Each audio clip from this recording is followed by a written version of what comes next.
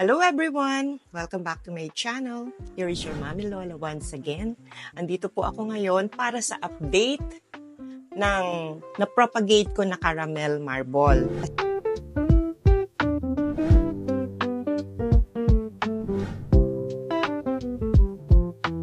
Time na na-post ko po yung propagation. Ito naman po yung update. Ito po sila. Ito yung top cut. First pot. Ayan po. Ayan na po. Ayan. Siguro 3 bagong dahon niya. Ayan po. And yung mga nakikita nyo namang mga gupit-gupit, yan yung nag-brown na talaga yung dahon niya. So, ginugupit ko para maganda naman siyang tingnan.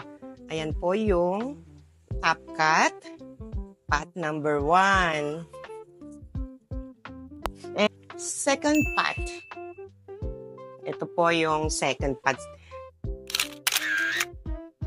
Tingnan nyo, uka-uka na yung dahon niya. And ito po yung bagong dahon. Ayan po, may variegation na. Ayan, dalawa ang lumabas na dahon, pareho pong may variegation. So, ayan, may suloy, may pangatlong lalabas na dahon na. Ayan po.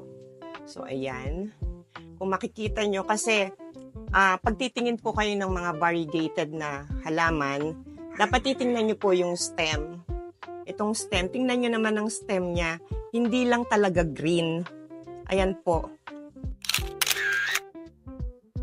May kulay, may mga kulay yung stem. Ayan, kung di white, minsan nag-orange. Ang kulay minsan ay beige. Ganyan po. Pag ganyan po, sigurado po kayo na ang lalabas na dahon is variegated. Ayan po. So, this is the second pot. And yung third pot, parang ito eh. Ito. Kawawa na siya. Kawawa. Kaya hindi ko siya tinatanggal para makita nyo kung gaano kaganda yung dahon niya before ko siya i-propagate. So dito, ito dalawang full moon kasi nga hindi dark green yung lumabas na dahon niya. Ito po panlima. Ito, siya yung pinaka-late green. Ang stem niya may kulay din, may dalawa rin ang color, and meron na pong lumalabas na suloy. Ayan, ito. Ito na yung pinaka-late na nagkaroon nito. So, ayan, pang-5 to. And then, yung pang-6, ito po. Ayan. Oh. Ito yung kanyang dating dahon. Paubos na rin. And ito yung 2 at magtatatlo na. Ayan po, may variegation din. And ito po. Ito, sobrang ganda naman. Tingnan nyo ng variegation, oh. Pero dito, medyo madamot siya. Ayan lang ang variegation. Hindi po natin alam dito yung mga susunod pa na lalabas na dahon. Ayan. So, ito po. Ang ganda, oh. Ito, perfect pa dahon niya, buong buo. O, tingnan nyo. Kasi nga, maraming green.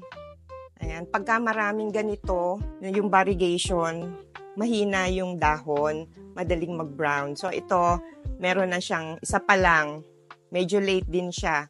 Isa pa lang ang magiging dahon niya. Ayan. And ito rin, ayan, kompleto pa dahon nito. Wala pang sira. Ito, ganda, no?